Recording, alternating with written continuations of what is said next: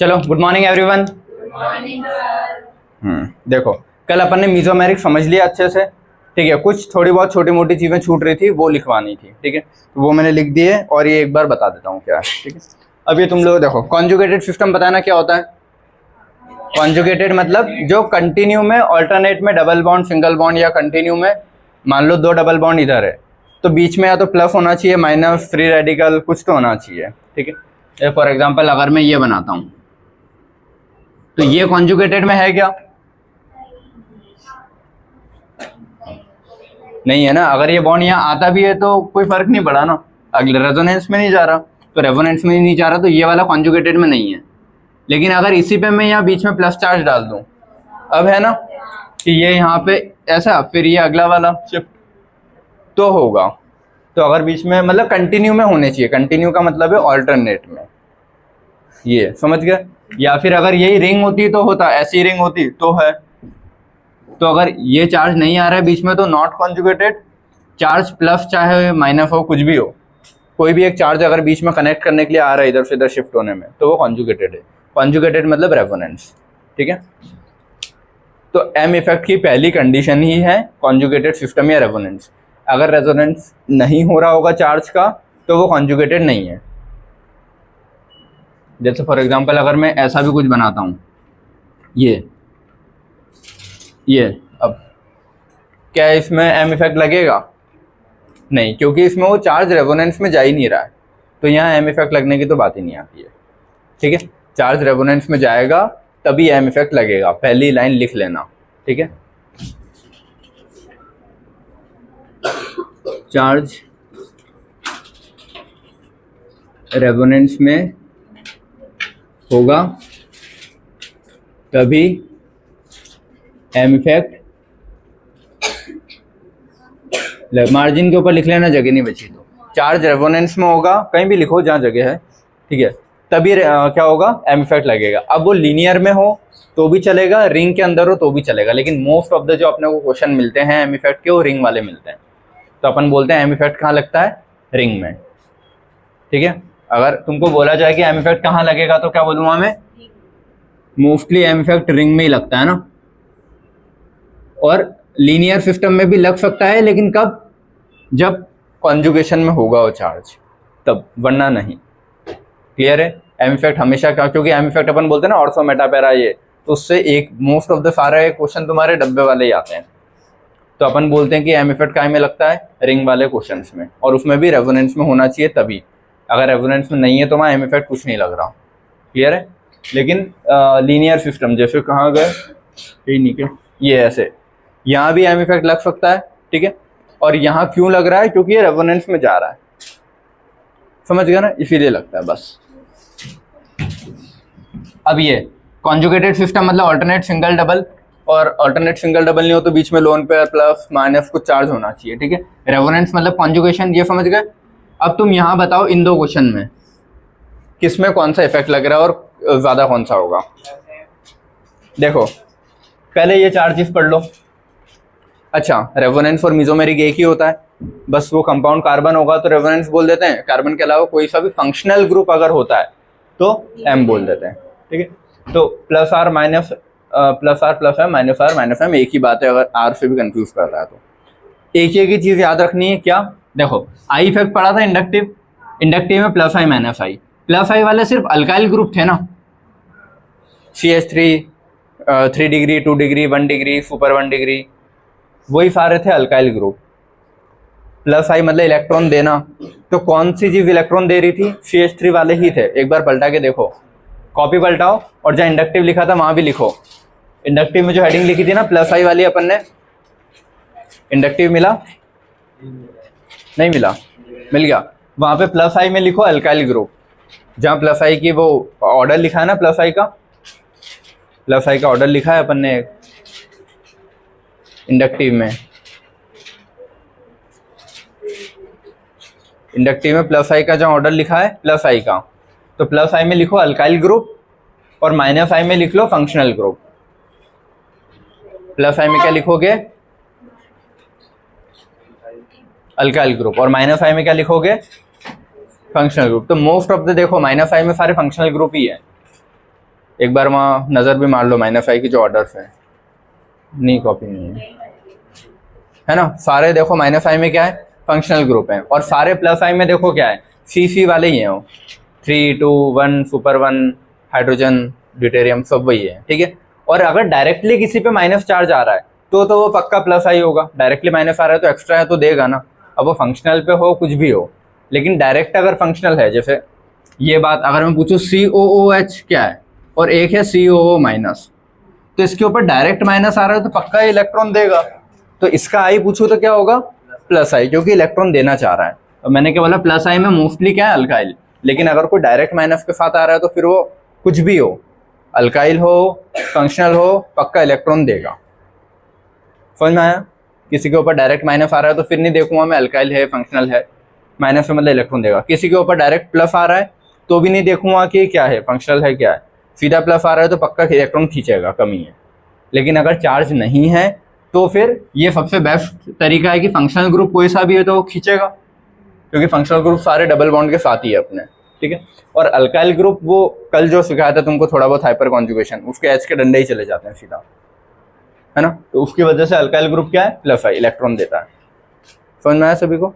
तो ये वहां लिख लिए। अब आ जाओ M वाले पे। M वाले के जो दो हेडिंग लिखी थी अपन ने, +m -m कल। +m मतलब इलेक्ट्रॉन देना, तो +m पे लिख लो lone pair of electron, +m के वहां लिख लो एक लोन पेयर ऑफ इलेक्ट्रॉन। अगर लोन पेयर दिखेगा तो क्या है वो, +m है पक्का, कोई ऑप्शन ही नहीं है। और -m में लिखो हाईली इलेक्ट्रोनेगेटिव। हाईली इलेक्ट्रोनेगेटिव मतलब वो पार्शियल पॉजिटिव आ जाता है उस पर, और या फिर पॉजिटिव चार्ज होता है डबल बॉन्ड के साथ, second atom double bond, second atom electronegative with double bond. तो कंडीशंस अपन ने लिख ली थी, लेकिन यही मेन पॉइंट्स है ना बेटा सभी इधर। अब I में समझ गए, +i अल्काइल -i फंक्शनल, ठीक है। लेकिन डायरेक्ट माइनस आ रहा होगा तो ये, डायरेक्ट प्लस आ रहा होगा तो भी है, ठीक है। समझ गए? या फिर direct positive charge, sorry negative charge अगर आ रहा है किसी पे, और इसमें क्या लिखूंगा, डायरेक्ट पॉजिटिव चार्ज, ये वाले। लोन पेयर है तो पक्का +m ही होगा, और अगर सेकेंड एटम इलेक्ट्रोनेगेटिव है और डबल बॉन्ड से जुड़ा है तो क्या होगा, -m। ये चार है। अब इनसे तुमको बताना है ये जितने एग्जाम्पल लिखे हैं कौन कौन सा इफेक्ट लगा रहा है। और एक चीज और याद रखोगे, m इफेक्ट हाई होता है I से, m इफेक्ट को ज्यादा प्रायोरिटी देते हैं I इफेक्ट से, एक्सेप्ट दो जगह, एक तो हेलोजेंस के केस में नहीं देते, और एक CO- पे डायरेक्ट माइनस आ गया तो वो इलेक्ट्रॉन देगा, तो उसका I इफेक्ट ज्यादा होता है M से, ठीक है। तो ये लिखे हैं सब मैंने। अब तुम लोग इधर बताओ बेटा, बातें नहीं, इधर देखो, CH2 double bond CH single bond OH, OH पे लोन पेयर होंगे ना, ठीक है।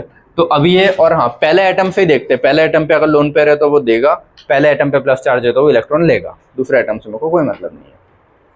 क्लियर? यहाँ पे क्या करेगा, देगा इलेक्ट्रॉन, देगा ना, तो कौन क्या आ जाएगा, +m। लेकिन I पूछूं तो पहला एटम कैसा, इलेक्ट्रोनेगेटिविटी से देखते हैं, ये भी ध्यान रखना है ना, I को कहीं से देखते हैं, इलेक्ट्रोनेगेटिविटी वाले पार्ट से, और इसको लोन पेयर वाले पार्ट से। और I पूछूं इसका तो क्या है, क्योंकि ऑक्सीजन इलेक्ट्रोनेगेटिव है तो लेगा, लेकिन इसका +m डोमिनेटिंग है ना -I से, हमेशा +m ज्यादा ही होता है, ठीक है। तो अगर ये चाह रहा है इलेक्ट्रॉन देना भी और लेना भी, लेकिन मैं बोल रहा हूँ देने की कैपेसिटी ज्यादा है, तो नेट क्या आएगा इसका, यही आएगा +m। इसका आई इफेक्ट नहीं देखूंगा, फिर मैं जो ज्यादा प्रायोरिटी वही देखूंगा ना, ठीक है।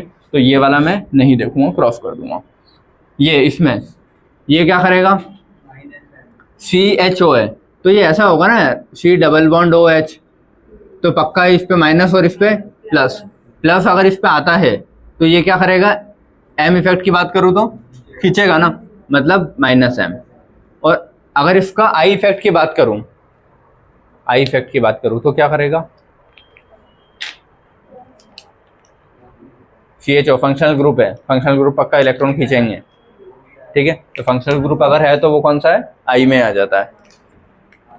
तो I भी कैसा है इसका, -I, तो दोनों ही सेम साइड है तो और भी अच्छी बात है। लेकिन M डोमिनेटिंग होता है तो इसमें तो कोई दिक्कत ही नहीं है ना, दोनों ही सेम काम कर रहे हैं, तो चाहे वो M प्रायोरिटी रहे चाहे आई रहे, काम तो सेम ही। यहाँ पे क्यों अपन ने ऑर्डर लिखा था? क्योंकि दोनों अपोजिट काम कर रहे थे, तो किस साइड नेट काम होना चाहिए पता होना चाहिए ना, इसलिए लिखा था। वहाँ तो दोनों ही सेम साइड है, तो और ज़्यादा उस चीज़ को बढ़ा रहे हैं। ठीक है, बातें नहीं इधर देखो सभी, ये 4 अगले इनमें बताना है। OH है और इनमें M इफेक्ट पता है क्यों देख पा रहे हैं? क्योंकि डबल बॉन्ड है और रेजोनेंस में जा रहा है। अगर यहाँ डबल बॉन्ड हटा दूँ ना तो इसका M इफेक्ट थोड़ी ना देख पाऊंगा मैं, अगर यहाँ पे मैं ये नहीं लगाऊं। अब बताओ इसका M क्या है? कुछ है ही नहीं, सिर्फ I इफेक्ट होगा। समझ गया ना? क्योंकि जब तक कॉन्जुगेटेड सिस्टम में नहीं होगा M इफेक्ट नहीं देखते हैं। तो डबल बॉन्ड था इसीलिए इसका M देख पा रहा था, डबल बॉन्ड नहीं होता तो मैं M नहीं देखता उसका। क्लियर है? ये वाला, ये I इफेक्ट पूछो तो क्या होगा? अच्छा M क्या होगा इसका?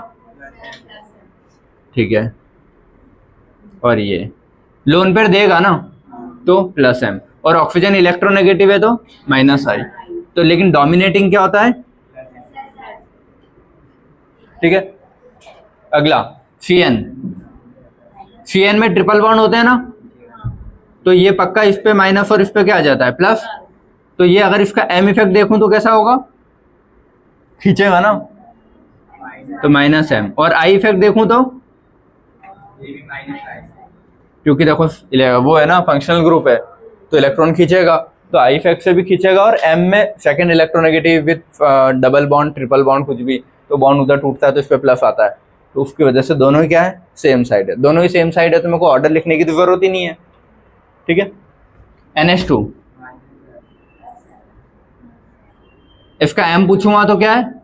लोन पेयर है ना इसके पास, तो लोन पेयर देगा तो प्लस M। लोन पेयर दे देगा तो उसके ऊपर पॉजिटिव चार्ज आ जाएगा ना, तो वो कैसा है? जिसके ऊपर इसके ऊपर जो चार्ज वर्क करने के बाद आता है उसके हिसाब से आगे प्लस माइनस लगाते हैं। लोन पेयर दे देगा तो इसके पास तो गायब हो गया ना, तो क्या है? Plus M। अगर लोन पेयर लेता है तो इसके पास नेगेटिव आएगा तो माइनस M। तो अभी इसने लोन पेयर दे दिया तो प्लस M। I इफेक्ट कैसा होगा इसका? इलेक्ट्रोनेगेटिव है ना, तो माइनस I। या फिर NH2 फंक्शनल ग्रुप भी है, ऐसे देख लो सीधा। ठीक है, या तो इलेक्ट्रोनेगेटिविटी से देखो है फंक्शनल ग्रुप से, लेकिन अगर फंक्शनल ग्रुप में CO माइनस है तो फिर माइनस है तो वो पक्का देगा, तो वो थोड़ा ध्यान रखना है। अब इसमें दोनों अपोजिट काम कर रहे हैं ना, तो कौन डोमिनेटिंग होगा? तो अगर इसका मुझे एक इफेक्ट देखना है तो क्या देखूंगा? सिर्फ और सिर्फ प्लस M। फ्लोरीन, फ्लोरीन देखो लोन पेयर है तो लोन पेयर देगा, तो M कौन सा है इसका? प्लस M आएगा ना। और I पूछो तो क्या है? Minus I। तो लेकिन हेलोजन है तो हेलोजन का डोमिनेटिंग क्या होता है? माइनस I डोमिनेटिंग होता है प्लस M से, याद रखना। हेलोजन के केस में अगर दोनों लगते हैं तो माइनस I ज्यादा डोमिनेटिंग होता है प्लस M से। क्लियर है? ये NO2, जैसे ही NO2 दिखे तुमको सीधा NO2 किस फॉर्म में दिखना चाहिए? N डबल बॉन्ड O, ऐसा दिखना चाहिए NO2।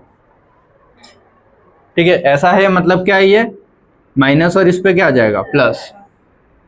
ये मत देखना नाइट्रोजन है तो लोन पेयर का है ही नहीं ना स्ट्रक्चर में। लोन पेयर तो इसने इसको दे दिया, बॉन्ड तीनों बना लिए। ठीक है, तो इस पे माइनस और इस पे प्लस, तो इस पे प्लस आएगा तो इसका M इफेक्ट कैसा होगा? Minus M। और I इफेक्ट कैसा होगा? अरे इलेक्ट्रोनेगेटिव है तो खींचेगा ना, तो माइनस I। क्यों प्लस I? या फिर सीधा बोल सकते हो कि फंक्शनल ग्रुप है तो इलेक्ट्रॉन खींचेगा। समझ में आया सभी को? OCH3 लोन पेयर है ना इसके पास, तो ये M इफेक्ट कौन सा होगा इसका? लोन पेयर देगा। और I इफेक्ट कैसा होगा? इलेक्ट्रोनेगेटिव है तो खींचेगा, माइनस I खींचेगा ना। ये फंक्शनल ग्रुप है तो माइनस I, बात ही खत्म। दोनों अपोजिट जा रहे हैं तो मुझे यहाँ पे ऑर्डर लिखना पड़ेगा कि प्लस M डोमिनेटिंग होता है माइनस I से। और NO2 में तो कोई दिक्कत ही नहीं है, दोनों सपोर्ट में। ऑलमोस्ट 10 में से 7 क्वेश्चन में तुमको NO2 मिलेगा। ठीक है, जितने भी ऑर्डर्स आते हैं मोस्टली NO2 रहते ही है, ये बात अलग है CH3 वाले। लेकिन जहाँ ऐसे वाले आते हैं ना, हमेशा NO2 देता है वो मोस्ट ऑफ द क्वेश्चन में, जब तुम क्वेश्चन प्रैक्टिस करोगे तब। तो NO2 का याद ही रखना, दोनों ही सेम साइड है, खींचता है NO2 हमेशा। ठीक है, हाँ मेरा फेवरेट नहीं है। हाँ बहुत बार आता है NO2, I में भी बार बार आएगा, M में भी बार बार आएगा। ये CHO देखो, CHO भी जैसे ही देखा ना तो समझ जाना चाहिए कि C double bond O H, ऐसा होगा। तो ये हमेशा उधर जाएगा तो माइनस और कार्बन पे प्लस आएगा। तो अब दिख रहा है कार्बन पे प्लस, दिख जाना चाहिए। तो ये M इफेक्ट कैसा होगा, इसका खींचेगा ना, माइनस M, और CHO फंक्शनल ग्रुप है तो -I। और CHO का I भी ऐसे ही देखते हैं, बॉन्ड पोलराइज करवा के सिखाया था वहाँ पे। इसमें ये मत बोलना सर कार्बन इलेक्ट्रोनेगेटिव है कि पॉजिटिव है, क्या है वो, फिर वहाँ से गड़बड़ कर दोगे। फंक्शनल ग्रुप है, खींचेगा। अगला, इसमें लोन पेयर है ना, नाइट्रोजन ने 3 ही बॉन्ड बनाए तो अभी लोन पेयर होगा ना, ठीक है। तो इसका +M, और M उसके पूछो एक और I का तो -I, क्योंकि फंक्शनल ग्रुप है ना। कौन सा फंक्शनल ग्रुप है वो, 1 डिग्री अमीन, 2 डिग्री, 3 डिग्री,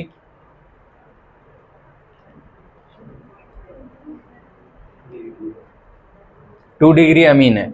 अमीन में 3 नाइट्रोजन, नाइट्रोजन के आसपास 3 हाइड्रोजन होते हैं, तीनों है तो कुछ नहीं, एक रिप्लेस करता हूँ, एक हाइड्रोजन को किसी दूसरी चीज से चेंज करता हूँ तो 1 डिग्री अमीन। 2 हाइड्रोजन को किसी दूसरी चीज से चेंज करता हूँ, 2 डिग्री अमीन। तीनों हाइड्रोजन को चेंज कर देता हूँ तो 3 डिग्री अमीन। और लोन पेयर को भी किसी को दे दिया, कुछ कर दिया तो क्वाटर्नरी अमीन। तो यहाँ पे एक हाइड्रोजन बचा, 2 चीज चेंज की ना, एक हाइड्रोजन की जगह रिंग लगा दी, एक हाइड्रोजन की जगह मैंने ये ग्रुप लगा दिया। समझ में आया। तो ये कौन सा अमीन है, 2 degree amine. 2 degree amine functional group है, कोई सा भी अमीन फंक्शनल ग्रुप, ये 1 2 3 4 सारे। तो आई कैसा है उधर, M, तो इसका क्या डोमिनेटिंग होगा, +M डोमिनेटिंग होगा -I से। क्लियर है। ये फिनाइल रिंग, ये -M +M, या I, इसमें कुछ भी नहीं होगा, ठीक है। कोई ग्रुप नहीं लगा है तो इंडिविजुअली उसका कुछ नहीं लिखेंगे, ठीक है, याद रखना। सेकंड वाला, उसमें +M I -I,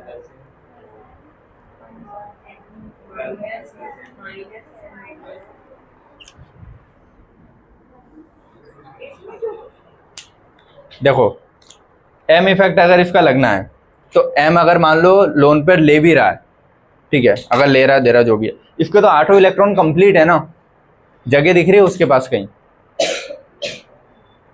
तो ना +M ना -M, नहीं देगा। अगर कोई चार्ज लगा होता ना तो अपन बोलते हैं, क्योंकि CH3 का जो H इफेक्ट देखते हैं अपन हाइपर कॉन्जुगेशन वाला, वो जब हाइपर कॉन्जुगेशन में अच्छे से पढ़ोगे तो CH3 तभी इलेक्ट्रॉन देता है जब उसके सामने पॉजिटिव चार्ज है। हाँ, पॉजिटिव चार्ज नहीं है तो CH3 नहीं। जैसे यहाँ पे अपन बोलेंगे, कहाँ पे, ये CH3 है ना, तो मैंने क्यों बोला कि CH3 इलेक्ट्रॉन देता है, क्योंकि वो प्लस चार्ज से जुड़ा है। प्लस चार्ज अगर होगा, बेटा बातें नहीं, अगर प्लस चार्ज है तो ये इलेक्ट्रॉन्स, देखो यार इसको ऐसे समझने, यहाँ पे बहुत अच्छे से सुन लेना, इस पे पॉजिटिव चार्ज है, मैंने बोला है क्या है, बेटा बातें नहीं, दोनों को अलग बिठा दूंगा ना।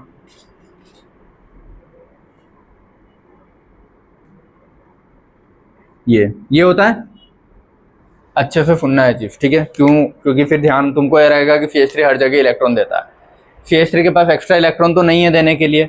सारे बॉन्ड कैसे हैं, सिग्मा। बेटा इधर सेकंड बेंच, थर्ड बेंच, तुम लोग बातें करते नहीं दिखना। ये सारे कैसे हैं, सिग्मा है। अगर यहाँ पे ऑल्टरनेट में डबल बॉन्ड होता तो ये रेजोनेंस में जाता है ना, प्लस चार्ज, ये डबल बॉन्ड इधर टकराएगा तो ये प्लस कहाँ आता है, यहाँ पे। लेकिन यहाँ पे अभी डबल बॉन्ड नहीं है ना, ये तो मिथाइल के ग्रुप लगे। लेकिन मैंने क्या बोला था, इसी चीज को क्या बोलते हैं, हाइपर कॉन्जुगेशन। कॉन्जुगेशन मतलब ऑल्टरनेट में या रेजोनेंस, कॉन्जुगेशन मतलब रेजोनेंस, अभी तो बताया, ठीक है। तो अगर डबल बॉन्ड होता तो कॉन्जुगेशन होता, यहाँ डबल बॉन्ड नहीं है फिर भी कॉन्जुगेशन हो रहा है, तो उसको नाम क्या देते हैं, हाइपर कॉन्जुगेशन। बहुत ज्यादा वो बॉन्ड ऐसा है कि प्रोन है रिएक्शन करने के लिए। तो यहाँ पे ये वाला जो बॉन्ड है सिग्मा, सिग्मा ही उठ के चलने देता है। मतलब हमेशा क्या होता है, पाई जंप करते हैं ऐसे, यहाँ पे क्या हो रहा है, हाइपर नाम आ गया, मतलब समझ जाना, पाई वाई हटाओ, सिग्मा ही जंप करने लगेंगे। और सिग्मा किसके जंप करेंगे, सिर्फ और सिर्फ कार्बन के पास अगर 3 हाइड्रोजन है तो या फिर कार्बन के पास 3 मिथाइल मतलब हेलोजन है तो खींच लेंगे, और H है तो दे देंगे। तो ये वाला अगर है तो ये बॉन्ड कहाँ जाएगा, यहाँ पे। तो यहाँ पे क्या हो जाएगा, सीधा सीधा ये बॉन्ड गायब हो जाएगा, और ये प्लस चार्ज कहाँ जंप हो जाएगा इस पे, तो ये ऐसे हवा में ही रह जाएगा बिना बॉन्ड के। और यही चीज़ हाइपर कॉन्जुगेशन होती है। लेकिन अगर यही चीज़ ऐसी होती ना कि मान लो C पे प्लस है, C और फिर CH3, यहाँ पे होगा क्या, होगा ये देखो ना, ये हाइड्रोजन तो है ना अभी, तो ये ऑल्टरनेट में ही है, तो ये हाइड्रोजन यहाँ आ जाएगा, मतलब ये डंडा यहाँ आ जाएगा और ये प्लस यहाँ आ जाएगा। समझ गए? देख ठीक है, मैं बता रहा हूँ, इसमें होगा ना, समझ गए, क्योंकि 2 हाइड्रोजन और हैं, अभी नहीं दिख रहे थे लेकिन अब दिख गए। लेकिन अगर मैं इसको ये कर दूं ना, तो ये बॉन्ड अब जंप नहीं करेंगे, तो इसमें नहीं होगा। इसमें नहीं बोलोगे कि CH3 इलेक्ट्रॉन देता है। CH3 इलेक्ट्रॉन देने के लिए सामने वाले के पास जगह भी तो होनी चाहिए, इसको थोड़ी ना देगा। CH3 इसके पास तो 8 है, तो ये इसको इलेक्ट्रॉन देके क्या ही करेगा। CH3 उसको इलेक्ट्रॉन देते हैं जो डायरेक्टली पॉजिटिव चार्ज से जुड़ा है। जैसे यहाँ डायरेक्टली पॉजिटिव चार्ज से CH3 जुड़ा है तो इलेक्ट्रॉन मिलेगा, डायरेक्टली जुड़ा है तो इलेक्ट्रॉन मिलेगा। समझ में आया? अगर डायरेक्टली पॉजिटिव से नहीं जुड़ा है तो इलेक्ट्रॉन नहीं मिलेगा। क्लियर है? तो इसीलिए यहाँ पे अपन ने क्या किया, इसको क्रॉस, यहाँ कोई इफेक्ट नहीं है। क्लियर है? ठीक है, लिख लेना नो पॉजिटिव चार्ज, और यहाँ पे क्या है, 8 इलेक्ट्रॉन कंप्लीट है। ठीक है, नो पॉजिटिव चार्ज इसीलिए। ठीक है, तो नो हाइपर कॉन्जुगेशन। क्लियर? ठीक है, दोनों में ही नहीं है ना। अगला, ये तो समझ गए सारों सभी। ठीक है, ये इन 3 में, इनमें बताओ क्या हो रहा है, इनमें बताना है बेटा। इसमें क्या होगा,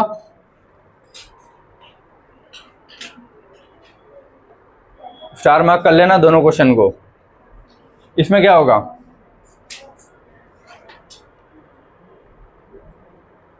प्लस M कि माइनस M, लोन पेयर ये रहा। ठीक है, लोन पेयर जाएगा रेजोनेंस में, नहीं जाएगा। डबल बॉन्ड के ऊपर अगर डायरेक्ट लोन पेयर आता है तो वो रेजोनेंस में नहीं जाता है। अभी भी याद नहीं हुई तो ये लाइन लिख लेना भाई, डबल बॉन्ड के ऊपर पहले भी नहीं जाता था बट अब याद कर लेना। डबल बॉन्ड के जस्ट उस एटम पे अगर लोन पेयर आ रहा है तो वो रेजोनेंस में जा ही नहीं सकता। तुम देखो ना, अगर मान लो ये बॉन्ड यहाँ आ भी जाता है और ये लोन पेयर यहाँ चले भी जाता है तो इसका हाइब्रिडाइजेशन क्या हो जाएगा फिर, 2 sp मतलब ये ऐसा बैंड थोड़ी रहेगा, वो तो रिंग में बहुत ज़्यादा टेंशन क्रिएट करेगा तो रिंग अनस्टेबल हो जाती है। तो कभी भी ये चीज़ नहीं होती। तो यहाँ लोन पेयर रेजोनेंस में जा रहा है क्या, नहीं जा रहा है। लोन पेयर रेजोनेंस में जा ही नहीं रहा तो कोई इफेक्ट लगेगा ही नहीं मेसोमेरिक का। ठीक है, तो इसमें भी क्या होगा, अच्छा lone pair not in resonance, so no M effect, बात खत्म है ना। और अल्काइल ग्रुप तो तभी करेंगे जब प्लस आएगा कहीं CH3 के सामने, तो वो मतलब कोई इफेक्ट लग ही नहीं रहा यहाँ पे। तो इसमें भी क्या है, कोई इफेक्ट नहीं है। अगला, सेकंड वाले में होगा इफेक्ट कोई, वहाँ तो रेजोनेंस में जा रहा है ना, लेकिन रुक जाओ, हाँ बाकी वहाँ पे तो प्लस चार्ज रेजोनेंस में जा रहा है, नहीं जा रहा। क्यों नहीं जा रहा, ये बॉन्ड इधर टकराएगा, ये यहाँ आ जाएगा। कार्बन के 5 बॉन्ड हो जाएंगे, आधा अधूरा सुना।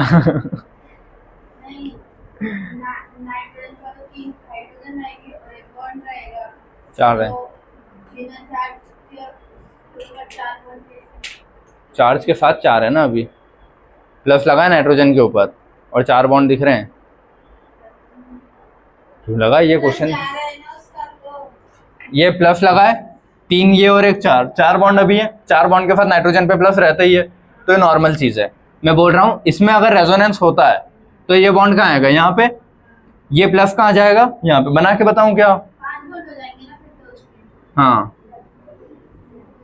तो ये वाला कहाँ आ जाएगा, यहाँ पे, ये NH3 प्लस, और ये कहाँ जाएगा प्लस, यहाँ पे। समझ में आता है ना, ये यहाँ आएगा तो ये बॉन्ड यहाँ शिफ्ट, प्लस यहाँ आ जाएगा। अब आया, अब नाइट्रोजन पे कितने दिख रहे हैं, 5 बॉन्ड, मतलब 10 इलेक्ट्रॉन।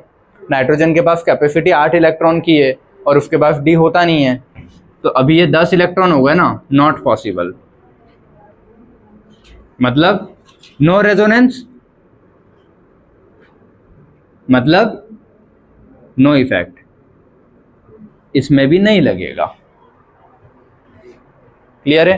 देखो लोन पेयर अगर डायरेक्ट डबल बॉन्ड पे है तो भी नहीं लगेगा, अगर लोन पेयर प्लस माइनस कुछ भी ऑल्टरनेट में भी है तो दो एटम ऐसे हैं जहां ये क्वेश्चन आता है, एक तो ऑक्सीजन वाले क्वेश्चन में आता है ये, और एक और काई में आता है,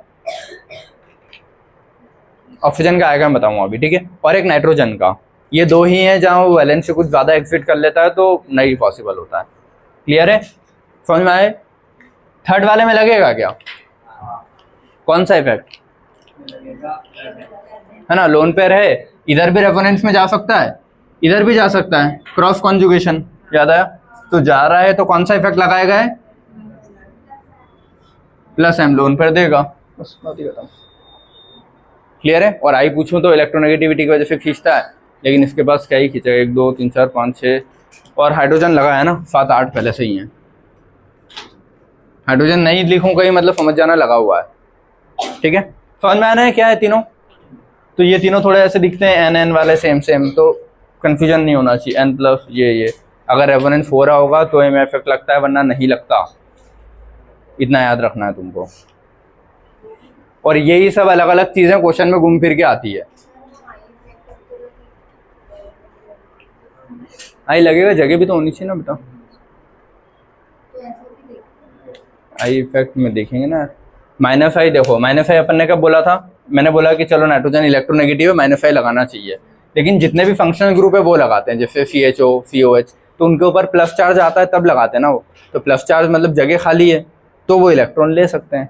यहाँ पे तो 1 2 3 4 5 6 7 8, तो इसका आई भी कैसे लगाऊं, नाइट्रोजन की वजह से खींच तो रहा है लेकिन रखने के लिए जगह ही नहीं है, इसीलिए। ठीक है, चलो इतना समझ में आया सभी को।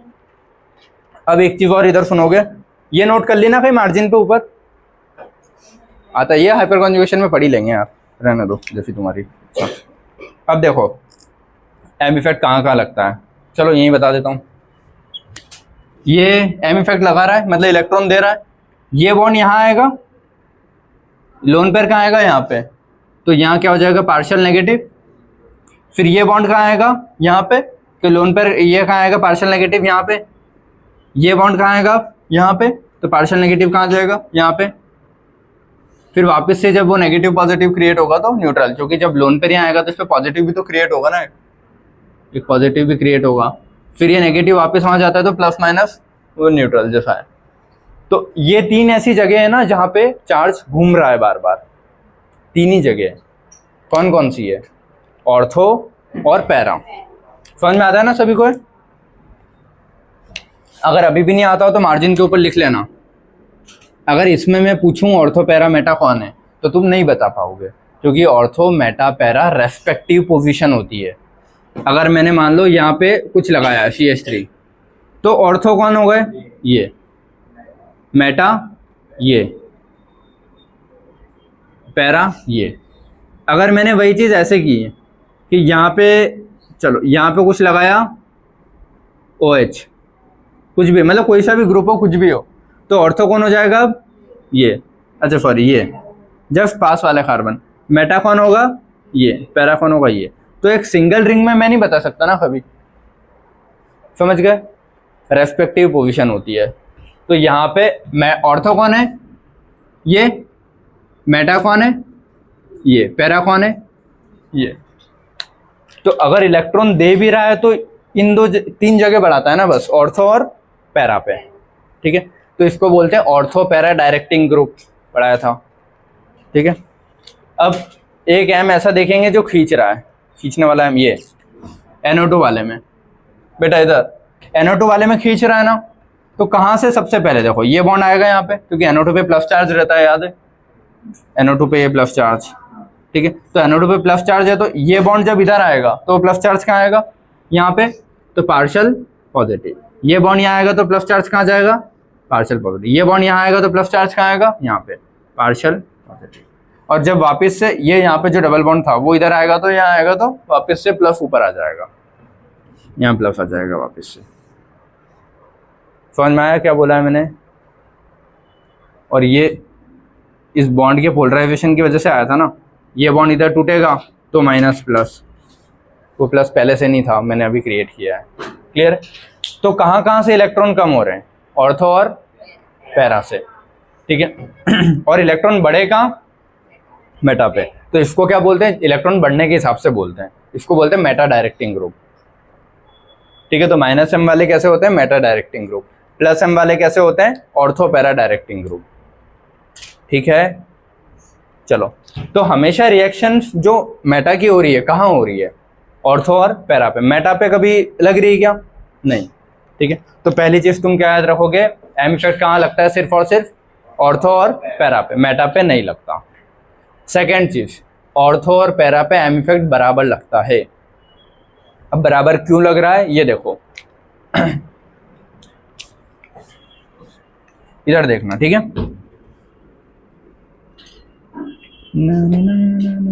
ये OH, ठीक है। सभी इधर या तो याद कर लो या एक बार समझ लो, ठीक है। जब ये बॉन्ड यहाँ आएगा तो इस पे क्या क्रिएट हो जाएगा? पॉजिटिव, और लोन पे यहाँ आएगा तो माइनस, और ये बॉन्ड यहाँ आ जाएगा। समझ में? ठीक है। तो ऑर्थो पे अभी लगा जो भी प्लस में माइनस में, ठीक है। फिर ये वाला बॉन्ड यहाँ आएगा, वो यहाँ शिफ्ट हो जाएगा, ये बॉन्ड यहाँ आ जाएगा, और वो चार्ज कहाँ आ जाएगा? यहाँ पे। आ रहा है फोन में क्या बोल रहा हूँ मैं? ठीक है। अब एम इफेक्ट दोनों जगह बराबर क्यों लगता है ये देखना। जब ये ऐसा था और यहाँ पे क्या था? माइनस, ठीक है। एम इफेक्ट लोन, अच्छा लोन पर गया ना, हाँ ठीक है। देखना, एम इफेक्ट मतलब रेजोनेंस या कॉन्जुगेशन में होना चाहिए। तो जब यहाँ पे है तो भी उतना ही कॉन्जुगेशन मिल रहा है उसको, ठीक है। और जब वो चार्ज यहाँ पे आ जाएगा तो भी उतना ही कॉन्जुगेशन मिल रहा है। एम इफेक्ट होता क्या है? इलेक्ट्रॉन कहाँ, मतलब जस्ट कॉन्जुगेशन वाले को इलेक्ट्रॉन देना है, उससे इलेक्ट्रॉन लेना। तो वो चाहे ऑर्थो पे रहे चार्ज, चाहे यहाँ रहे, बराबर इफेक्ट होता है। तो ऑर्थो और पैरा पे एम इफेक्ट कैसा लगता है? बराबर। लेकिन अगर वही मैं बात करूँ तुमसे आई इफेक्ट की, आई इफेक्ट क्या होता है? इलेक्ट्रॉन खींचना या इलेक्ट्रॉन देना। तो आई इफेक्ट तीनों जगह बराबर बढ़ता है, क्योंकि आई इफेक्ट अपन ने पढ़ा ना डिस्टेंस के साथ।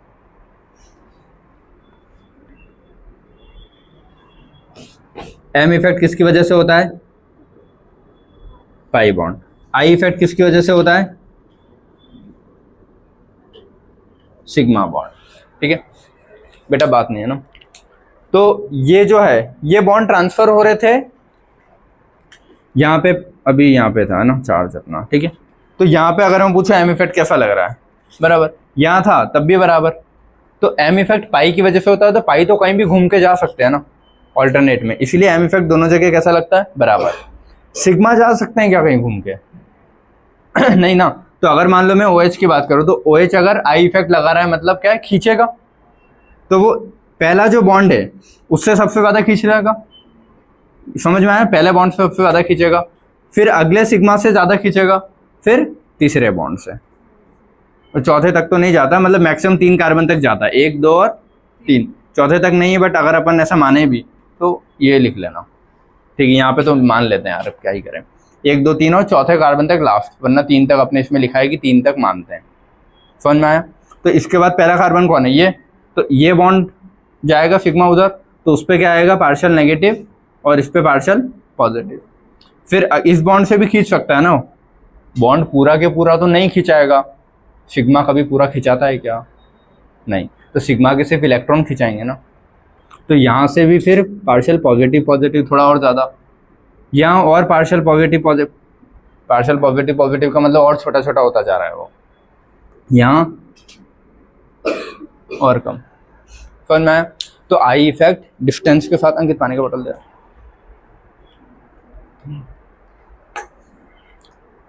आई इफेक्ट डिस्टेंस के साथ कम होता है ना। अब देखना, वापस से देख लेना अगर नहीं आया किसी को समझ में।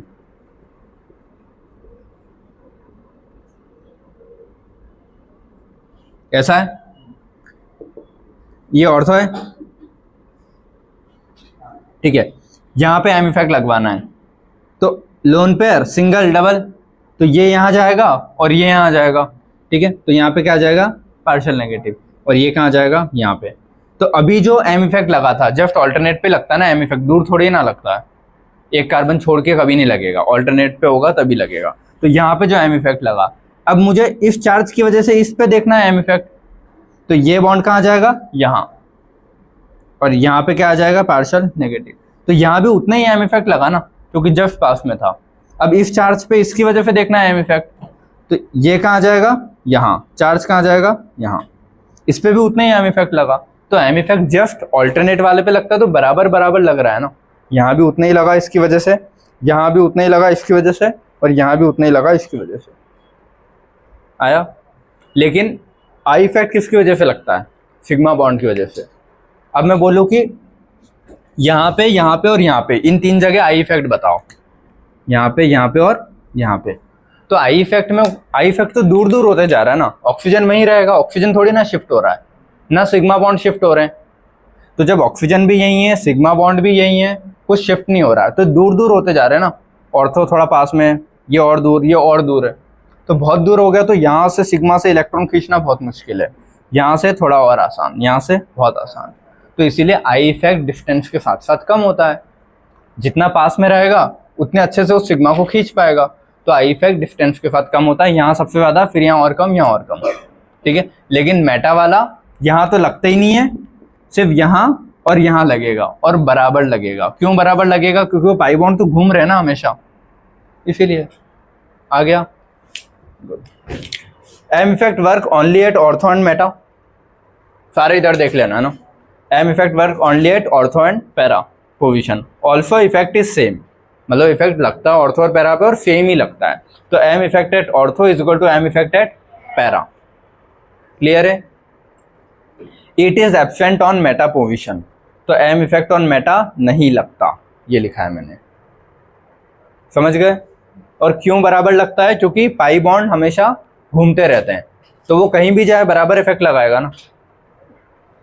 While I effect work at all three position, ortho, meta and para. However, intensity of effect decreases. लेकिन वो पावर दूर हो जाते जाते कम होती जाती है, intensity decreases. F distance increases, distance बढ़ेगा तो intensity कम। आया समझ में। और क्यों, क्योंकि सिग्मा बॉन्ड की वजह से, सिग्मा बॉन्ड ना ट्रांसफर हो रहा है ना एटम ट्रांसफर हो रहा है, तो इसीलिए दूर दूर होते जाते। तो ऑर्थो, मेटा, पैरा, ऑर्थो पे सबसे ज्यादा, फिर मेटा, फिर पैरा। समझ में आया सभी को है, कोई डाउट? गुड। क्या है, तुम लोग बोर नहीं हुए इससे, एम इफेक्ट और आई से? मैं तो हो गया, कल से यही चिल्ला रहा हूँ मैं। देखो, M effect always dominates, M effect inductive से ज्यादा ही होता है, एम हमेशा ज्यादा होगा आई से, बात खत्म। ये लिखा है, M effect always dominates on inductive effect except ये 2 पॉइंट, 1 और 2। हेलोजेंस में नहीं होता, हेलोजेंस में भी स्पेसिफाई करूँ तो फ्लोरीन कहीं कहीं कुछ अलग अलग रिएक्शन देता रहता है, तो क्लोरीन, ब्रोमीन, आयोडीन ओनली, ये लिखा है बुक में, ठीक है। नेगेटिव चार्ज कंपाउंड, अगर किसी के ऊपर डायरेक्ट नेगेटिव आ गया तो इसका एम इफेक्ट कैसा, माइनस। तो CO माइनस अगर डायरेक्ट किसी के ऊपर माइनस आ रहा है, मतलब वो क्या करेगा, इलेक्ट्रॉन देगा ही हमेशा। तो आई इफेक्ट कैसा है इसका, प्लस आई। और अगर एम देखना है तो एम कैसे देखते हैं, ये कि पहले वाले पे माइनस और इस पे क्या है, प्लस, मतलब पहले वाले पे, तो पहले पे प्लस है तो हमेशा इलेक्ट्रॉन का पेयर को खींचेगा। तो एम इफेक्ट कैसा होता है इसका, माइनस एम। लेकिन यहाँ पे याद रखना, प्लस आई डोमिनेटिंग होता है इसका माइनस एम से, कि अगर डायरेक्ट किसी के ऊपर माइनस चार्ज दिख रहा है तो कुछ भी हो, पहले वो माइनस चार्ज देगा, समझ गए। एक्स्ट्रा इलेक्ट्रॉन है तो हमेशा देगा, तो इसका प्लस आई डोमिनेटिंग होता है माइनस एम से। ये दो अलग है, बाकी हमेशा एम इफेक्ट ज्यादा होता है। क्लियर है। अब अगला, इधर बेटा बात नहीं करो। एप्लीकेशंस ऑफ मेसोमेरिक, सबके एप्लीकेशन क्या है, स्टेबिलिटी, एसिड बेस, कोई सा भी हो, चीजें स्टेबल होगी या अनस्टेबल होगी, एसिडिक बढ़ेगा या कम होगा, बेसिक बढ़ेगा या कम होगा, यही 3 चीजें। Stability of reaction intermediate, reaction intermediate क्या होता है, कार्बोकेटायन, कार्बोएनायन और फ्री रेडिकल, ये 3 है अपने, कार्बोकेटायन, कार्ब एनायन और, तो इन 3 की स्टेबिलिटी चेक कर रहे हैं, ठीक है। अब मुझे तुम लोग खुद से सोच के बता दो, अगर कोई प्लस चार्ज है उसके पास में कौन सा इफेक्ट होना चाहिए कि प्लस चार्ज स्टेबल हो? m कौन सा होना चाहिए? Plus m। प्लस m मतलब वो इलेक्ट्रॉन देता है ना, तो इसको तो इलेक्ट्रॉन की जरूरत है तभी तो स्टेबल होगा। तो ये स्टेबल कब होगा? जब प्लस m ग्रुप लगा होगा। ये स्टेबल कब होगा? जब माइनस m ग्रुप लगा होगा, वो खींच लेगा इससे। और ये स्टेबल कब होगा? कार्बन है ये फ्री रेडिकल मतलब इलेक्ट्रॉन कम वाले होते हैं।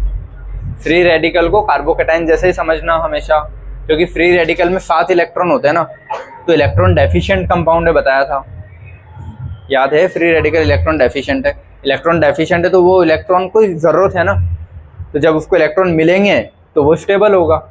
तो इसके पास कौन सा इफेक्ट लगाऊं कि ये स्टेबल हो जाए? Plus m। प्लस m रहेगा तो इसको इलेक्ट्रॉन देगा ना, तो स्टेबल।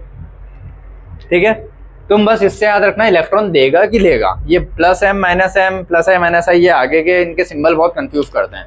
ठीक है, चलो पहले पढ़ रहे हैं स्टेबिलिटी ऑफ कार्बोकेटाइन। जितना ज्यादा रेजोनेंस उतनी कोई चीज स्टेबल, जितना रेजोनेटिंग स्ट्रक्चर उतना ज्यादा चार्ज फैल जाएगा ना, जितना चार्ज फैला उतना कम हो गया। ठीक है, एरोमेटिक चीजें ज्यादा होती है नॉन एरोमेटिक से। अभी एरोमेटिसिटी अपन ने पढ़ी नहीं है, बट ठीक है जितना हो पाएगा उतना मैं समझा दूंगा, वरना टॉपिक ही अलग एरोमेटिसिटी। तो एरोमेटिक ज़्यादा स्टेबल होते हैं हमेशा नॉन एरोमेटिक से। क्लियर है? इसके बाद अगला टॉपिक आएगा। ठीक है, एरोमेटिसिटी और हाइपर कॉन्जुगेशन बचेगा अपना। ठीक है, और उसके बाद इन सबके ऑर्डर एक साथ जो पढ़ाने मुझे, एसिड, बेस, कार्बोकेटाइन, कार्बोनाइन के। ठीक है, अच्छा इसमें इन तीनों में बताओ सबसे ज़्यादा स्टेबल कौन है? देखो प्लस चार्ज है, इधर से रेजोनेंस हो रहा है ना, ये यहाँ से भी रेजोनेंस हो रहा है, यहाँ से भी रेजोनेंस हो रहा है, तो रेजोनेंस वाला पार्ट तो तीनों में सेम हो गया। तो प्लस चार्ज रेजोनेंस की वजह से तीनों में सेम है, तो जितना रेजोनेंस उतना स्टेबल, तो तीनों ही रेजोनेंस की वजह से बराबर स्टेबल है। अब ये CH3 जो लगी, ये CH3 ये भी है ना, ये भी CH3 है। वो तो मैंने हाइड्रोजन लगाया नहीं, बट तुम समझ जाना।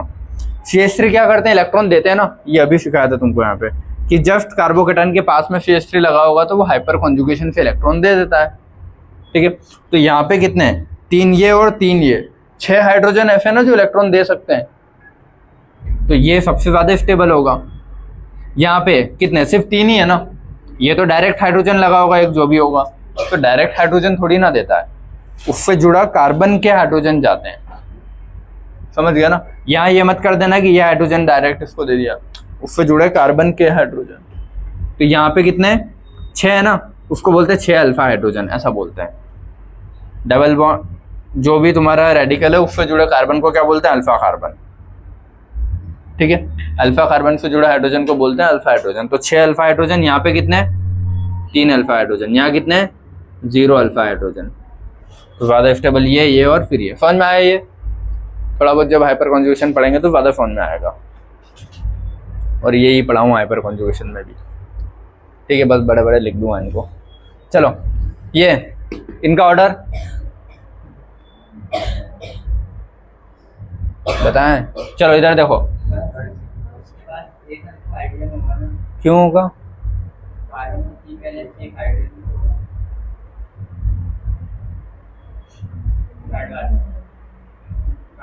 अच्छा ये, हाँ फिर तो वो मतलब मैंने इस साइड वाले के, हाँ फिर तो सब में ही हो जाएगा ना। इसके पास 7 हो जाएंगे, 1 2 इसका 7, इसके पास 1 और यहाँ का भी। तो मैंने इसके इधर वाले के रेस्पेक्ट में, उधर तो सबके पास सेम ही है, इधर की जो चीज़ें अलग है उनके रेस्पेक्ट में देखा। देख ये चीज़ें तो सबके पास सेम है ना,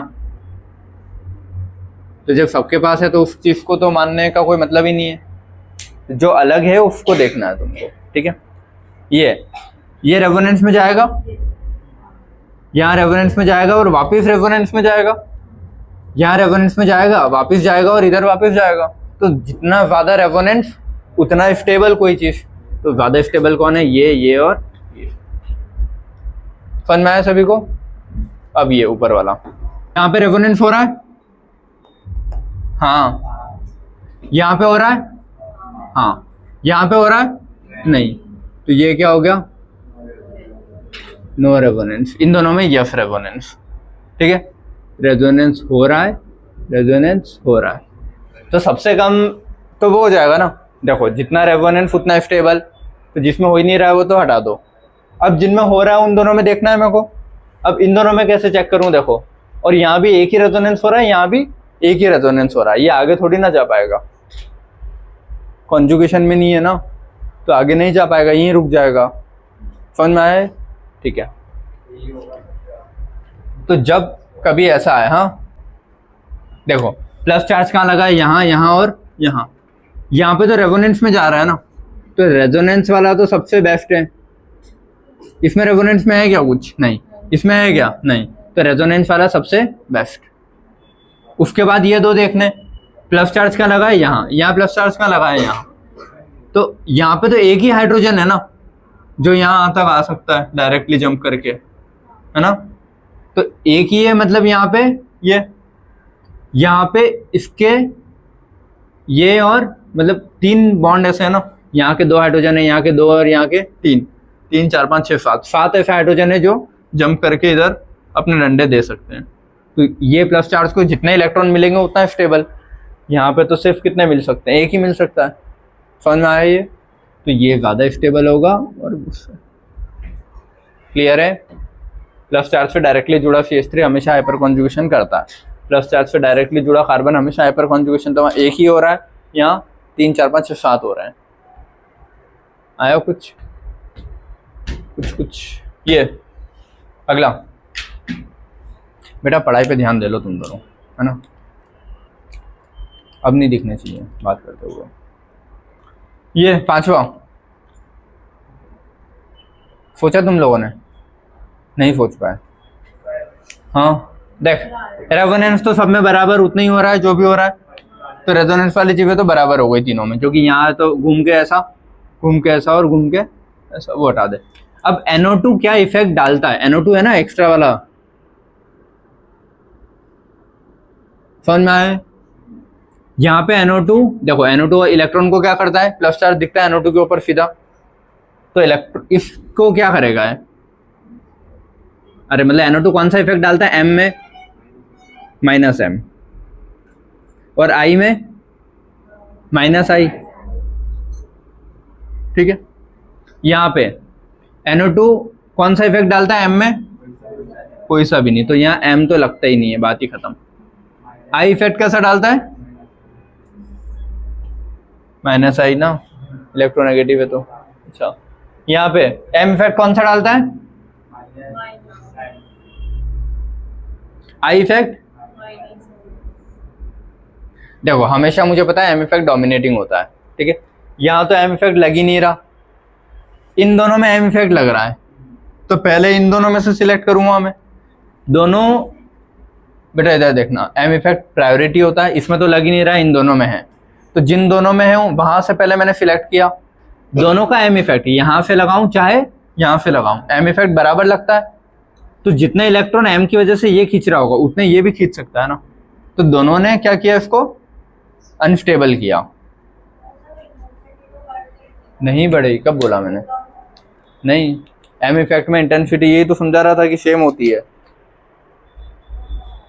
I में कम होती है, M में सेम होती है, तो ये दोनों M की वजह से क्या कर रहे हैं? अनस्टेबल कर रहे हैं ना उसको, तो बहुत ज़्यादा। मुझे क्या चाहिए? स्टेबल वाली चीज़, तो ये ज़्यादा स्टेबल होगा, ये दोनों तो अनस्टेबल कर देंगे ना। दोनों में M लग रहा है, दोनों बहुत ज़्यादा इलेक्ट्रॉन खींच लेंगे, तो हाई प्लस हो जाएगा ना। तो ये नहीं आ रहा क्या? ठीक है, तो ज़्यादा स्टेबल कौन है तीनों में से? फिर सेकंड, तो सेकंड सबसे, ये मिटा रहा हूँ यार, जगह खा रहे हैं। सेकंड, रुको,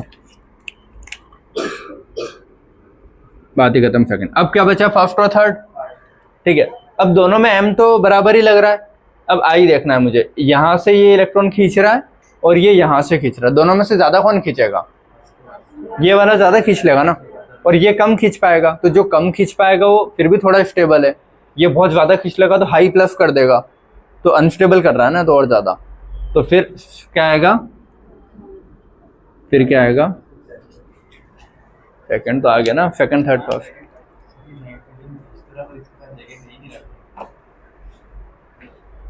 NO2 के पास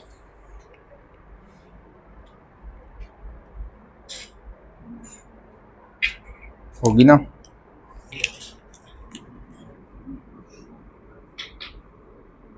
NO2 क्यों खींच रहा है पता है?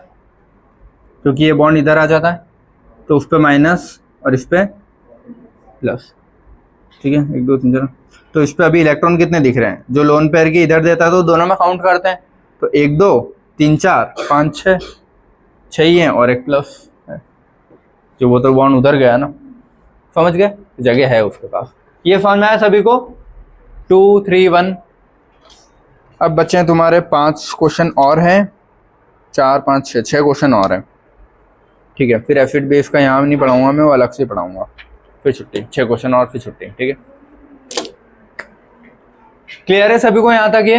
अब 6 क्वेश्चन और हैं, ये कार्बोकेटाइन के लिखे हैं मैंने। अब कार्ब एनायन की स्टेबिलिटी देखनी है और फ्री रेडिकल की स्टेबिलिटी देखनी है। एसिड बेस अपन एसिड बेस में पढ़ेंगे, क्योंकि यहाँ फिनॉल एसिड वो सारे इफेक्ट लगेंगे। कुछ क्वेश्चन बचे हैं, कर लेते हैं, ठीक है। देखो स्टेबिलिटी क्या है, कार्ब एनायन की है। कार्ब एनायन मतलब C माइनस, ठीक है। जितना ज्यादा रेजोनेंस उतना ज्यादा माइनस चार्ज फैलेगा, माइनस चार्ज प्लस चार्ज कोई सा भी चार्ज हो, जितना ज्यादा फैलेगा उतना स्टेबल, अलग अलग जगह डिस्ट्रीब्यूट होगा ना छोटा छोटा होके, तो उतना ही स्टेबल होता है। एक जगह इकट्ठा रहता है तो वो दिखता है, तो वो अनस्टेबल।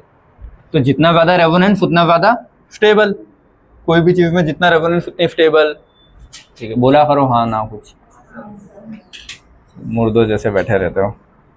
चलो इधर ये पहला क्वेश्चन, ठीक है। माइनस चार्ज ये रहा, माइनस चार्ज ये रहा, माइनस चार्ज ये रहा, ठीक है। अभी तक जो अपन ने पढ़ा उसमें सबसे प्रायोरिटी वाली चीज क्या आ रही है, रेजोनेंस। यहाँ पे रेजोनेंस हो रहा है क्या, ये डबल बॉन्ड इधर आ जाएगा, माइनस यहाँ आ जाएगा, हो रहा है, मतलब माइनस चार्ज 2 जगह दिखेगा ना, तो कम हो गया, या फिर बोलो रेजोनेंस हो रहा है तो स्टेबल। यहाँ पे रेजोनेंस हो रहा है क्या, नहीं, यहाँ पे नहीं, समझ में आया ना क्यों नहीं, ठीक है। तो ये यहाँ पे क्या हो रहा है, तो ये सबसे ज्यादा स्टेबल होगा। इन दोनों में से अब फिर मुझे देखना, तो कैसे देखूंगा, देखो double bond carbon, single bond carbon. Double bond carbon मतलब, चलो डबल बॉन्ड कार्बन मतलब ये याद रखो, more electronegative. Triple bond carbon सबसे ज्यादा, फिर डबल, फिर single. Double bond carbon electronegative होता है, ट्रिपल बॉन्ड सबसे ज्यादा इलेक्ट्रोनेगेटिव, सिंगल बॉन्ड उतना नहीं। तो इलेक्ट्रोनेगेटिव पे नेगेटिव चार्ज स्टेबल होता है ना, समझ में आए? तो इसीलिए फिर क्या है ये और फिर वो, समझ गए सभी? सेकंड थर्ड में कैसे सिलेक्ट किया, ये 3 नेगेटिव चार्ज कहाँ दिख रहा है, ये रहा, ये रहा और ये रहा। पहले मैं रेजोनेंस वाली चीज चेक कर लेता हूँ, यहाँ रेजोनेंस हो रहा है क्या, हाँ, तो 1 रेजोनेंस, मतलब 1 रेजोनेटिंग स्ट्रक्चर नहीं बोलूँगा, 1 रेजोनेंस हो रहा है एक बार, ठीक है।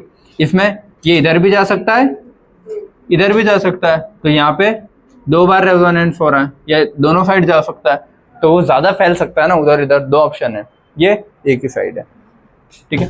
ये वाला यहाँ पे रेजोनेंस होगा क्या, देखो अगर अंदर सिर्फ बॉन्ड बॉन्ड का भी हो तो नेगेटिव चार्ज कहीं नहीं जा सकता ना, या फिर मैंने बोला डबल बॉन्ड पे डायरेक्ट नेगेटिव चार्ज रहेगा तो वो वहीं रहता है, तो ये कैसा हो गया, लोकलाइज्ड।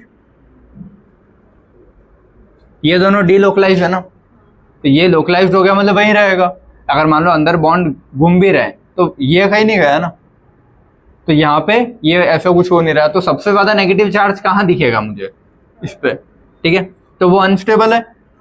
अब इन दोनों में ज्यादा स्टेबल कौन रहेगा, जहां ज्यादा फैल रहा है ये, तो सेकंड, फर्स्ट, थर्ड। समझ गए सभी? ये अगला माइनस चार्ज 3 हो गए, यहाँ पे दिख रहा है CH3 यहाँ है, इसमें CH3 यहाँ है, इसमें CH3 यहाँ है। CH3 कौन, देखो हाइपर कॉन्जुगेशन वाला इफेक्ट और मेसोमेरिक CH3 का सेम लगता है, तो उसमें कोई दिक्कत ही नहीं। हाइपर कॉन्जुगेशन अभी अपन ने पढ़ा नहीं है वैसे।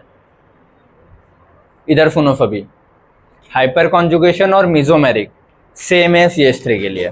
CH3 को मैं लेकिन बोलते हैं ज्यादा प्रायोरिटी में हाइपर कॉन्जुगेशन है, CH3 के लिए मेसोमेरिक नहीं बोलते हैं, उस चीज को क्या बोलते हैं, हाइपर कॉन्जुगेशन। क्योंकि CH3 का रीजन ही तो मैंने तुमको हाइपर कॉन्जुगेशन से समझाया। सभी इधर मेसोमेरिक मतलब लोन पेयर वाली चीजों से समझाते हैं, CH3 को मैंने कहीं से समझाया, हाइपर कॉन्जुगेशन से। तो जब उससे समझाया तो वो उसी में रहे ना मेन। तो अगर मैं बोलूँ CH3 हाइपर कॉन्जुगेशन लगाता है कि मेसोमेरिक, तो हाइपर कॉन्जुगेशन बोलूँगा ना। तो CH3 के लिए M और H सेम होता है, तो जैसे मेसोमेरिक होता है कि ऑर्थो और पैरा पे लगता है, वैसे हाइपर कॉन्जुगेशन भी सिर्फ कहाँ लगेगा, ऑर्थो और पैरा पे। ठीक है, और सेम लगेगा। तो CH3 के लिए मैं हाइपर कॉन्जुगेशन बोलूँ, मेसोमेरिक बोलूँ, एक ही बात है, क्योंकि उसका रीजन वहीं से आया है। ठीक है, तो मैं M लिखूँ या H लिखूँ? मैं अभी M लिख रहा हूँ, दोनों लिख देता हूँ, तुम लोगों को बता देता हूँ, एक शॉर्ट में साइड में लिख देता हूँ कि CH3 के लिए ये ऐसा H बोलो या M इफेक्ट बोलो, एक ही बात है। ठीक है, H बोलो या M इफेक्ट बोलो, एक ही बात है, लिख लेना भाई, लिखो ना।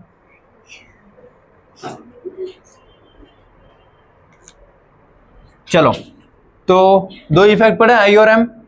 ठीक है, M इफेक्ट यहाँ पे इलेक्ट्रॉन देगा ना, ये क्या करेगा, देखो ये यहाँ पे रेजोनेंस में ये डंडा यहाँ आएगा, तो ये नेगेटिव कहाँ जाएगा, यहाँ पे। जब नेगेटिव यहाँ आएगा तो ये इसको और इलेक्ट्रॉन देगा ना, तो ये इस नेगेटिव को तो और बढ़ा देगा। ठीक है, फिर जब ये वापस यहाँ से यहाँ आएगा तो नेगेटिव कहाँ जाएगा, यहाँ पे। तो जब नेगेटिव यहाँ आएगा तो ये CH3 उस नेगेटिव को और बढ़ा देगा ना, क्योंकि दो ही तीन जगह आ सकता है ना नेगेटिव। देखो एक यहाँ आ सकता है, यहाँ और यहाँ, तीनों जगह एक टाइम पे नहीं बोल रहा हूँ, बट इसमें वहाँ आया।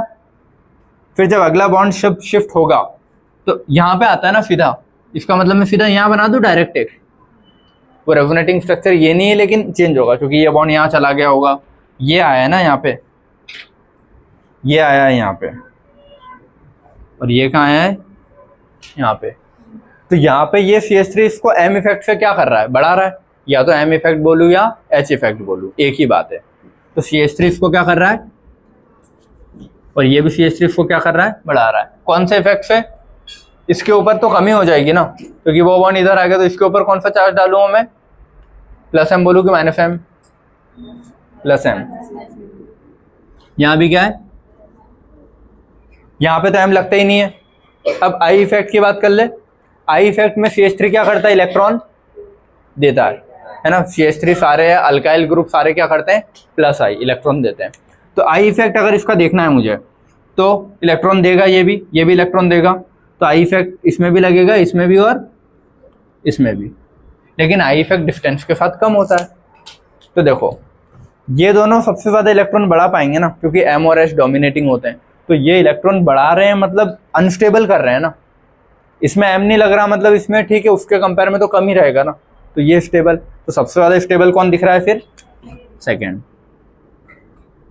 फिर इन दोनों में से देखना है, तो M तो दोनों बराबर लगता है ना, तो अब मुझे उनका क्या देखना पड़ेगा, I वाला यहाँ से ज़्यादा इलेक्ट्रॉन बढ़ा सकता है, यहाँ से कम बढ़ा पाएगा। तो यहाँ ज़्यादा इलेक्ट्रॉन बढ़ा रहा है तो अनस्टेबल होगा ना, हाई नेगेटिव चार्ज अनस्टेबल, वहाँ उससे कम है तो स्टेबल।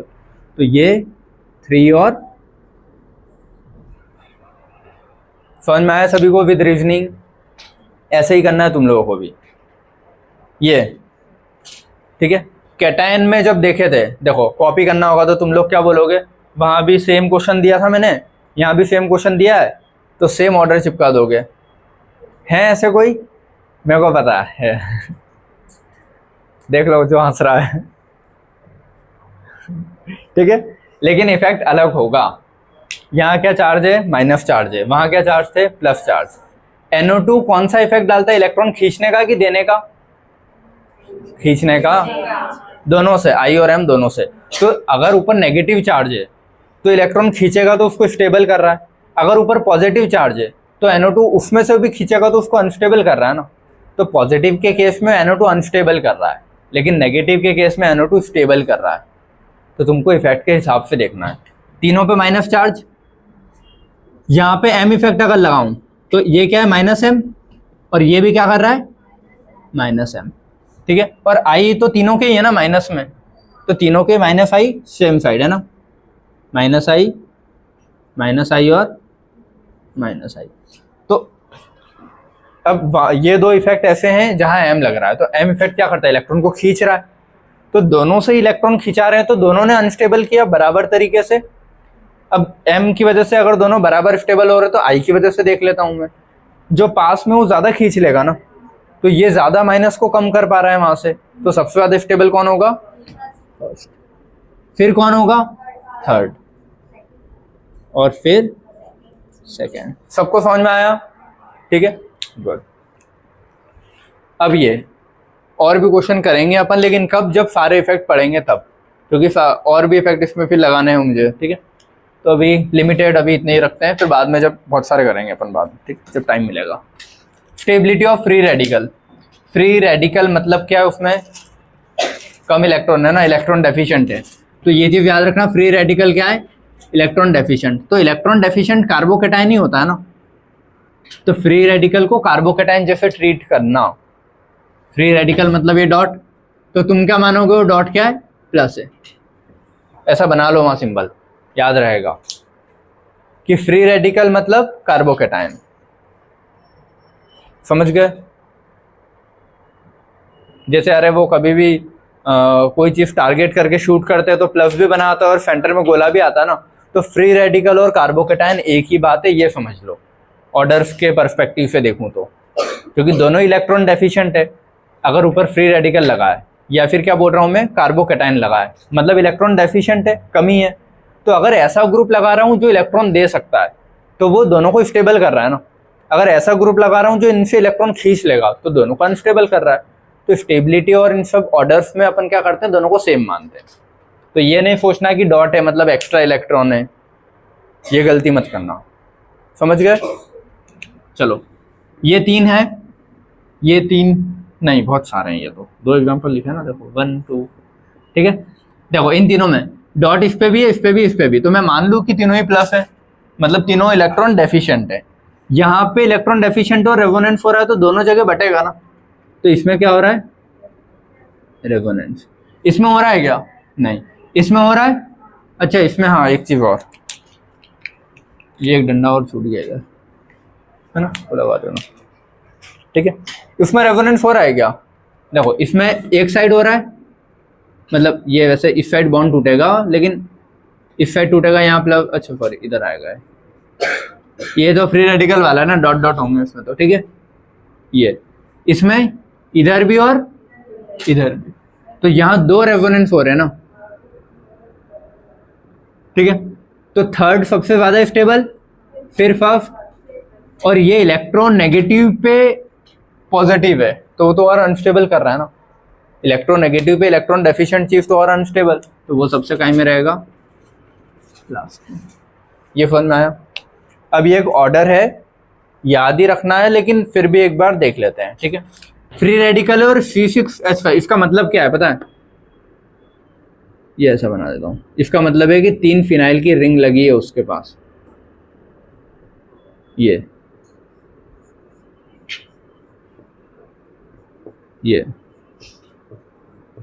समझ गए? तो ये इधर भी इतना रेजोनेंस में जा सकता है, इधर भी, तो बहुत ज्यादा रेजोनेंस है ना। तो हाईली स्टेबल कौन होगा, 3 वाले। फिर 2 बार रिंग में जा सकता है, फिर 1 बार, कुछ नहीं लिखा है मतलब 1 बार, ठीक है। तो रिंग वाले ज्यादा स्टेबल होते हैं, ये पता है, क्योंकि रिंग में बहुत सारा 3 बार यहाँ होगा, 3 बार यहाँ, 3 बार यहाँ, 6 रेजोनेंस होंगे ना, 6 9, फिर इसमें 6 और इसमें 3, ऐसा। अब ये वाला जो है, यहाँ पे ये ऐसा वाला रेजोनेंस है, लेकिन रेजोनेंस तो है ना। तो इसके बाद अगला ऑर्डर क्या आता है, ये। फिर उसके बाद क्या आएगा, ये। यहाँ पे रेजोनेंस नहीं है ना, तीनों में रेजोनेंस नहीं है, लेकिन मिथाइल ग्रुप क्या करते हैं, अरे ऐसा सोचो ना, प्लस, इसको क्या बोला मैंने, प्लस से डायरेक्टली कभी भी मिथाइल जुड़ा है तो हाइपर कॉन्जुगेशन से हमेशा इलेक्ट्रॉन देता है। तो ये तीनों मिलके इलेक्ट्रॉन देंगे, लेकिन रेजोनेंस से नहीं दे रहे ना। तो रेजोनेंस वाली चीजें पहले स्टेबल होगी सारी, तो हाई वाले ये, और उसके बाद ये 3 मिलके दे रहे हैं, 2 मिलके दे रहे हैं, 1 ही है, और इसमें तो कुछ भी नहीं है। इस पे मत सोचना कि डायरेक्ट ये हाइड्रोजन कुछ, क्योंकि यहाँ कॉन्जुगेशन में नहीं है ना, ये जंप करके कहाँ जाएगा, कहीं है ही नहीं ऐसा। यहाँ पे आ सकता है ना कि ये इसके 3 हाइड्रोजन थे, तो ये जंप करके यहाँ आता है, तो फिर ये यहाँ आ जाता है डॉट इस पे, ऐसा, ठीक है। तो ये एक ऑर्डर लिख लेना, ठीक। अब सारे इधर ये क्या चल रहे थे अपने, पता है, एप्लीकेशन में स्टेबिलिटी देख ली तीनों की। एप्लीकेशन में एसिडिक ऑर्डर भी आता है और एप्लीकेशन में बेसिक ऑर्डर भी आता है, ठीक है। तो सेकेंड एप्लीकेशन, इसके बाद बी पॉइंट डाल के लिख लेना बस, ठीक है। एसिडिक ऑर्डर, स्ट्रेंथ, ठीक है। किन किन की, एक फिनॉल की पढ़नी रहती है अपने को और एक एसिड की। फिनॉल मतलब OH अगर लगा है तो, और एक COH लगा है तो। ये बस लिख लो, मैं बता रहा हूँ, पढ़ा नहीं रहा हूँ, बट ये लिखो बी करके। क्या लिखोगे? Acidic order strength. एक फिनॉल की पढ़ते हैं, एक एसिड की पढ़ते हैं। ये दो इंपॉर्टेंट है और अलग से पूछता है, ठीक है, क्योंकि यहाँ हाइड्रोजन बॉन्डिंग और वो सारी चीजें भी बहुत सारी आ जाएगी। सी करके लिखो बेसिक ऑर्डर। बेसिक ऑर्डर में एक ही पढ़ा जाता है, एनिलीन, NH2 वाला। ये ठीक है। और यहीं पे तुम्हारे वो SIR और SIP है ना, हाँ, यहीं पे तुम्हारा SIR और SIP भी आता है। ये क्या होते हैं बताऊंगा, या फिर इसको बोलूं मैं ऑर्थो इफेक्ट। क्या बोलूं? Ortho effect. और ऑर्थो इफेक्ट में दो आते हैं, एक ये और एक ये। ये लिख लो वहां पे अभी, इसके बाद एक ब्रैकेट बना के ये लिख लेना। समझ गए क्या लिखना है? लिखना ऑर्थो इफेक्ट और लिखना SIR और SIP। बस लिख लो, क्या होता है सब समझाऊंगा बाद में, ठीक है, ताकि तुमको पता रहे कि टॉपिक है कहाँ का। एसिडिक ऑर्डर स्ट्रेंथ, लेकिन उसमें थोड़े SIR SIP बहुत समझाना पड़ेगा, तो अपन अलग से पढ़ेंगे एसिडिक ऑर्डर। उसमें फिर बहुत सारे क्वेश्चन करेंगे, वरना ये टॉपिक बहुत खिंच जाएगा। समझ गए? तो एसिडिक ऑर्डर अलग से जब पढ़ेंगे, तो वहाँ जब अपन एरोमेटिसिटी और सब कुछ पढ़ लेंगे ना, तो सारे क्वेश्चन इसी एसिडिक में इनके साथ ही कर लेंगे, ठीक है। फिर बेसिक अलग से पढ़ेंगे, जिसमें एनिलीन और इसके अलावा जितने भी बेसिक के ऑर्डर है वो सारे एक साथ पढ़ लेंगे। तो एसिडिक का एक अलग लेक्चर लेंगे, बेसिक का एक अलग लेक्चर लेंगे, कार्बोकेटायन, कार्बेनायन और फ्री रेडिकल की स्टेबिलिटी का एक अलग लेक्चर लेंगे, क्योंकि उसमें जब सारे इफेक्ट लगेंगे तो फिर तुम कैसे देखोगे। समझ गए? ठीक है, तो वो अलग होंगे। तो यहाँ बस लिख लो कि यहाँ का पार्ट है, लेकिन यहाँ मैं स्किप करके अलग से लेक्चर लेके फिर पढ़ाऊंगा। और इन दोनों के जो रीजन आते हैं COH और NH2 यहाँ के, वो इससे आते हैं ऑर्थो इफेक्ट से। ऑर्थो इफेक्ट के दो टाइप, SIR और SIP, इससे आएंगे। समझ गए? तो यहाँ पे तुम्हारा रेजोनेंस और मीजोमेरिक वाला पार्ट खत्म होता है, इनको छोड़ के, ठीक है। इसके बाद दो चीजें और बचती है, एरोमेटिसिटी और हाइपर कॉन्जुगेशन। एरोमेटिसिटी में वो आता है कि aromatic, non aromatic, anti aromatic कौन कौन होते हैं, उसका ऑर्डर, ठीक है। हाइपर कॉन्जुगेशन तो छोटा सा पार्ट है, समझा मैंने यहाँ दिया, और अच्छे से कुछ एग्जांपल्स के साथ कर लेंगे उसको, ठीक है। तो दो चीजें बचती तुम्हारा, हाइपर कॉन्जुगेशन और एरोमेटिसिटी। वो जब पढ़ लेंगे अपन, तब जाके फिर क्या पढ़ेंगे, ये चीज, क्योंकि यहाँ फिर सारे इफेक्ट तब देखना आसान रहेगा तुमको। क्लियर है? तो इतना पढ़ के रखना। चलो, तो ये वाला लेक्चर यहीं पे एंड करते हैं। Thank you so much.